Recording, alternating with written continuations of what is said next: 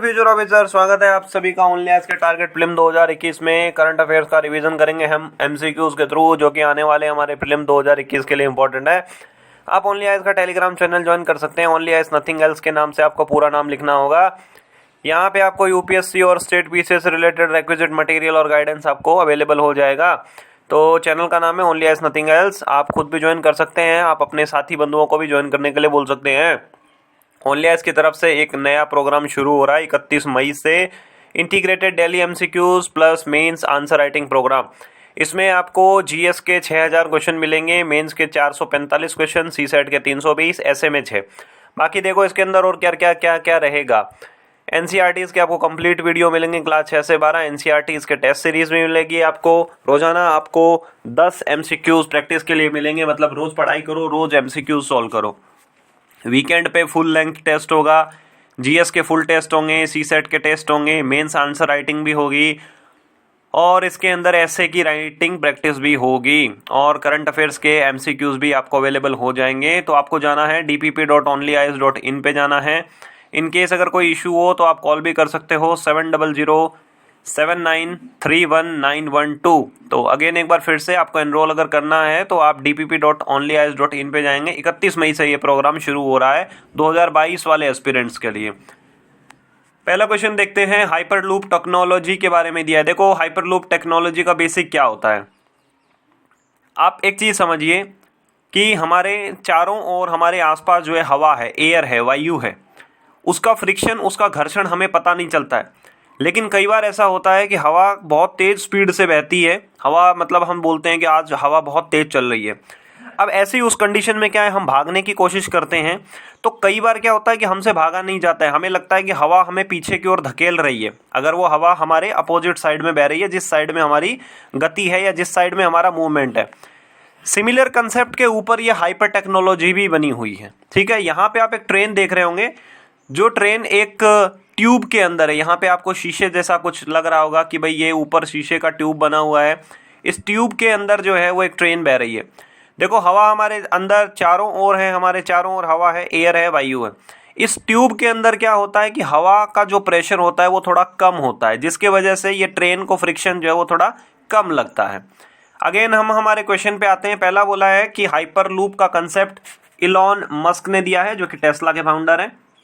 दूसरा बोला है कि हाइपरलूप में क्या होता है कि एक सील ट्यूब होती है जिसके अंदर एब्सोल्यूट वैक्यूम होता है। वैक्यूम को हम हिंदी के अंदर निर्वात बोलते हैं। तो वैक्यूम में क्या होता है कि कोई भी एयर नहीं होती, जीरो एयर होती है। तीसरा बोला है कि हाइपरलूप टेक्नोलॉजी के थ्रू क्या होता है कि लोगों को हम हाइपरसोनिक स्पीड के थ्रू भी जो है वो पहुंचा सकते हैं। मतलब स्पीड जो है बहुत ज़्यादा हो सकती है। देखिए सोनिक स्पीड क्या होती है, साउंड की जो एयर में स्पीड होती है लगभग 330 मीटर पर सेकेंड होती है। हाइपरसोनिक जब 5 मैक्स से ऊपर चला जाता है उसको जनरली हम हाइपरसोनिक बोलते हैं। देखो सेकंड स्टेटमेंट तो आप तो कैंसिल आउट कर पाओगे, क्योंकि आपको कंसेप्ट अब पता लग गया है कि हाइपर टेक्नोलॉजी में क्या होता है, वहां पे वैक्यूम नहीं होता है, वहां पे एयर होती है, बट वो एयर लो प्रेशर पे होती है। अगर हमारा सेकंड स्टेटमेंट गलत है तो क्या हो गया, हमारे पास ऑप्शन सी सही हो गया, 1 और 3। पहला बिल्कुल सही है, इलॉन मस्क जो कि टेस्ला के फाउंडर है, उन्होंने ये बोला है। सेकंड देखिए गलत है। रीजन ये है कि क्या होता है कि यहाँ पे एयर रहती है बट वो कम प्रेशर के साथ रहती है। कम प्रेशर रहेगी तो कम फ्रिक्शन या कम घर्षण रहेगा, स्पीड ज़्यादा तेज रहेगी। और ऑब्वियस सी बात है कि भाई ये हाइपरसोनिक स्पीड पे भी ले जा सकती है, मतलब ऐसे ही लाइक 1500 किलोमीटर पर घंटे की रफ्तार या उससे भी ज़्यादा ये स्पीड इसकी हो सकती है। यहाँ पे आप हिंदी के अंदर देख पाओगे। सेकंड देखिए टिगरी रीजन रिसेंटली न्यूज़ में था, कौन सी कंट्री के अंदर है, इथियोपिया, सूडान, लिबनान और लीबिया। ठीक है, देखो ये रीजन जो है बहुत ज़्यादा न्यूज़ में रहा था क्योंकि ये इथियोपिया के अंदर है। ऑप्शन नंबर ए हमारा सही हो गया। यहाँ खास बात ये थी कि यहाँ के जो प्राइम मिनिस्टर है अबी अहमद, इनको जो है वो नोबेल पीस प्राइज मिला था, शांति के लिए जिनको पुरस्कार मिला था, लेकिन फिर भी ये जो है वो वायलेंस को प्रमोट कर रहे थे। ये एक उनकी कंट्री में ऐसा हो जाता कि भाई डोमेस्टिक कन्फ्लिक्ट तक हो जाता, तो ये इस वजह से थोड़ा सा इंपॉर्टेंट है। टिग्रे रीजन जो है वो यहाँ पे आप हिंदी में देख पाओगे। ये अपना इथियोपिया हो गया और इथियोपिया के नॉर्थन साइड में ये टिग्रे है। ठीक है, क्वेश्चन नंबर 3 देखिए, नेशनल क्लीन एयर प्रोग्राम के बारे में बोला है। एनसीएपी के बारे में 3 हमें स्टेटमेंट दिए हैं और हमें करेक्ट बताना है। देखिए पहला क्या बोला है कि इसके अंदर हम जो PM 2.5 और PM 10 है, जो पर्टिकुलेट मैटर हैं 2.5 और पर्टिकुलेट मैटर 10, इनके कंसंट्रेशन को हम 20 से 30% कम कर देंगे 2030 तक, और हमारा बेस ईयर जो है वो 2017 है। सेकंड स्टेटमेंट बोला है कि इसके अंदर सिटी स्पेसिफिक एक्शन प्लान बनाए जाएंगे 102 सिटीज के लिए जहां पे एयर क्वालिटी जो स्टैंडर्ड है वो कम है। ठीक है। तीसरा बोला है कि एक लीगली बाइंडिंग डॉक्यूमेंट है, अगर सिटीज ये जो कंडीशन रखी गई है या फिर ये जो गोल रखा गया है इसको अगर वो फुलफिल नहीं कर पाते हैं तो उनके खिलाफ कानूनी कार्रवाई की जा सकती है। देखो, अगर पहला स्टेटमेंट अपन देखेंगे ना तो इसमें आधा ही स्टेटमेंट करेक्ट है। 20 से 30% पर्टिकुलेट मैटर 2.5 एंड 10 को कम करने की बात की गई है, लेकिन बेस ईयर भी 2017 है, लेकिन ये जो टारगेट ईयर रखा गया है 2030 नहीं है, 2024 का टारगेट रखा गया है। पहला स्टेटमेंट अगर गलत होता है तो हमारे पास ऑप्शन नंबर ए और ऑप्शन नंबर डी गलत हो जाता है। Now we are left with the option B and C. Option B is saying statement 2 and 3 correct and option C is saying statement 2 only correct. देखिए, third में बात की गई है लीगली बाइंडिंग है, तो ये लीगली बाइंडिंग नहीं है। इस प्रोग्राम को किसी कानून वगैरह के थ्रू नहीं बनाया गया, ये बस एक नॉर्मल प्रोग्राम है और इसमें सिटीज जो हैं उनको गाइड किया जाएगा कि भाई आप अपने यहाँ पे कैसे इन पार्टिकुलेट मैटर के पोल्यूशन को कम कर सकते हो। बाकी अगर वो फुलफिल नहीं कर पाते हैं वो गोल तो कोई कानूनी कार्रवाई नहीं की जा सकती है। तीसरा गलत हो गया, दूसरा बिल्कुल सही है। 102 सिटीज का इसमें चयन किया जाएगा और चयन के बाद उनको गाइडेंस दी जाएगी कि भाई आप किस तरीके से यहाँ पे अपने पर्टिकुलेट मैटर को कम कर सकते हो। यहाँ पे आप हिंदी में देख पाओगे और ये एक न्यूज़पेपर की कटिंग है, इसमें आप देख सकते हैं कि 2024 तक हमें कम करना है 20 से 30%। ठीक है। और पर्टिकुलेट मैटर 2.5 एंड 2.10 को कम करना है। 2017 को इसमें बेस ईयर माना गया है और बाकी जो बड़ी कुछ इंटरनेशनल ऑर्गेनाइजेशन है like world bank, German development agency, AFD, Swiss, ये सब जो है, या फिर ब्लूमबर्ग वगैरह की बड़ी ये जो है ये सब क्या करेंगे, इसको हमें हेल्प करेंगे। क्वेश्चन नंबर 4 में देखिए कंपटीशन कमीशन ऑफ इंडिया के बारे में दिया है। 4 हमें स्टेटमेंट दिया है कि कंपटीशन कमीशन ऑफ इंडिया के क्या क्या ऑब्जेक्टिव्स हैं या क्या क्या गोल है। पहला देखिए, इसमें बोला है कि to prevent practices having adverse effect on the competition. देखिए, कोई भी अगर मार्केट होता है, मार्केट क्या होता है, फ्री मार्केट। मान लीजिए फ्री मार्केट में क्या है कि अपना कोई भी आदमी अपना व्यापार बिजनेस कर सकता है और वो क्या करेगा, फेयर तरीके से करेगा। मतलब ऐसा कोई तरीका ना अपनाए जिसकी वजह से क्या होता है कि किसी आदमी को नुकसान पहुंचे या सामने वाली कंपनी को नुकसान पहुंचे। तो मैं सेकंड स्टेटमेंट क्या दिया है कि कंपटीशन को प्रमोट करना मार्केट में। तीसरा क्या बोला है कि कंज्यूमर है उनके इंटरेस्ट को प्रोटेक्ट करना। और चौथा इसमें बोला है कि जो फ्रीडम ऑफ ट्रेड है उसको भी इंश्योर करना। देखो, कंपटीशन कमीशन ऑफ इंडिया को क्या किया गया था, 2002 के अंदर कानून के थ्रू बनाया गया था। देखिए, कंपटीशन कैसे इफेक्ट होता है। मान लीजिए कि दो कंपनियां, एक तरफ है फ्लिपकार्ट और दूसरी तरफ है अमेजन। आपको सेम प्रोडक्ट अमेजन के ऊपर मिल रहा है 10,000 रुपए के अंदर और फ्लिपकार्ट के अंदर मिल रहा है वो 5,000 रुपए के अंदर।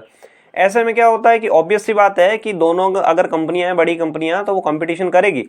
बट लेकिन कई बार क्या होता है कि वो अपनी प्राइस इतनी ज्यादा रिड्यूस कर देती है कि जिसमें प्रॉफिट का मार्जिन जो है बहुत कम हो जाता है। और ऐसे में क्या होगा, जो सामने वाला कंपटीटर है उसको बहुत ज्यादा नुकसान पहुंच जाता है। आप कई बार देखते होंगे फ्लिपकार्ट पे आता है बिग बिलियन डे और ऐसे ही अमेजन भी अपना कुछ कुछ लॉन्च करता रहता है। तो इस तरीके का जो कंपटीशन है उसमें ये करना कि भाई हमें हेल्दी कंपटीशन करना है, हमें कोई ऐसा कंपटीशन नहीं करना है जिसको कोई फ्रॉड के थ्रू, कोई मेल प्रैक्टिसेस के थ्रू। तो कंपटीशन कमीशन ऑफ इंडिया के चारों के चारों स्टेटमेंट अपने सही हैं। ऑप्शन नंबर डी अपना करेक्ट हो जाएगा, ऑल ऑफ दी अबव। ठीक है। तो ऐसा कंपटीशन करना जिससे कि बिजनेस को कोई इम्पैक्ट ना पड़े, कंपटीशन को इंक्रीज करना मार्केट में, और कंज्यूमर के इंटरेस्ट को प्रोटेक्ट करना, फ्रीडम ऑफ ट्रेड को भी जो है प्रोटेक्ट करना। यहाँ आप हिंदी में देख पाओगे। क्वेश्चन नंबर 5 दिया है फाइनेंस कमीशन के बारे में, वित्त आयोग के बारे में दिया है। पहला बोला है कि आर्टिकल 76 के अंदर बात की गई है फाइनेंस कमीशन की, और प्रेसिडेंट ऑफ इंडिया पीरियोडिकली मतलब समय समय पे इसको कॉन्स्टिट्यूट करते रहते हैं। दूसरा बोला है कि 15 फाइनेंस कमीशन के अंदर जो वर्टिकल डिवोल्यूशन है टैक्स रेवेन्यूज का, उसको 42 से हटा के 41 कर दिया है। तीसरा बोला है कि फाइनेंस कमीशन की जो रिकमेंडेशन है वो सेंट्रल गवर्नमेंट के ऊपर बाइंडिंग होती है। देखो, अगर आप तीसरा स्टेटमेंट देखोगे ना तो आप इजीली कैंसिल आउट कर पाओगे। आपने पॉलिटी की कोई भी बुक पढ़ी हो, आप इजीली इसको कैंसिल आउट कर पाओगे। बिकॉज रीजन ये है कि फाइनेंस कमीशन की जो भी रिकमेंडेशन होती हैं वो बाइंडिंग नहीं होती है। They are of the recommendatory nature only and it is up to the government whether to accept or reject. ठीक है। तीसरा अगर कैंसिल आउट हो जाता है, now we are left with only option A and C 1 2 2। देखो, अगर पहला स्टेटमेंट देखोगे तो आर्टिकल 76 आपको पता है कि ये अटॉर्नी जनरल से रिलेटेड है। ये यहाँ पे फाइनेंस कमीशन से रिलेटेड जो आर्टिकल है दैट इज आर्टिकल 280। ठीक है।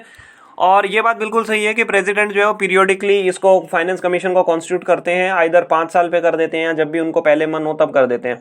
देखो दूसरा भी बिल्कुल सही है, रीजन ये है कि जो स्टेट और सेंटर के बीच में फाइनेंस का डिवोल्यूशन होता है वो 42% ही होता था, बट रीजन ये है कि अभी हमने लद्दाख और जम्मू एंड कश्मीर जो नई यूनियन टेरिटरी बना दी है तो 1% वहां के डेवलपमेंट के लिए जाएगा, तो अब स्टेट के पास जो हिस्सेदारी है वो 42 से घटकर 41 हो गई है। तो कौन सा ऑप्शन बचा? ऑप्शन नंबर सी यहाँ पे हमारा सही बचा है। पहला इनकरेक्ट है, दूसरा सही है, तीसरा गलत है। हिंदी में आप यहाँ पे देख पाओगे, अपना प्रीवियस जो क्वेश्चन था उसमें बात की गई थी कि इंटरपोल की जो कोऑर्डिनेटिंग एजेंसी है वो इंडिया के अंदर कौन सी है, तो इंडिया के अंदर जो कोऑर्डिनेटिंग एजेंसी है वो अपनी सीबीआई है। आज आपको बताना है कि अटॉर्नी जनरल की जो रिकमेंडेशन होती है सेंट्रल गवर्नमेंट को वो मैंडेटरी होती है या नहीं है, ठीक है, ये आपको बताना है। आज आपकी परफॉर्मेंस कैसी रही वो भी बताइएगा, और आप इन वीडियोस को लाइक करते रहिए, शेयर करते रहिए, ताकि ज़्यादा से ज़्यादा लोग इनका बेनिफिट उठा सकें। आप बिल्कुल भी डिले मत पड़िए कि भाई कोरोना चल रहा है तो एग्जाम डिले हो जाएगा या ये हो जाएगा वो हो जाएगा, ठीक है। तो ओनली ऐसे जुड़े रहने के लिए आप सभी लोगों का बहुत बहुत धन्यवाद। डियर फ्यूचर ऑफिसर, स्वागत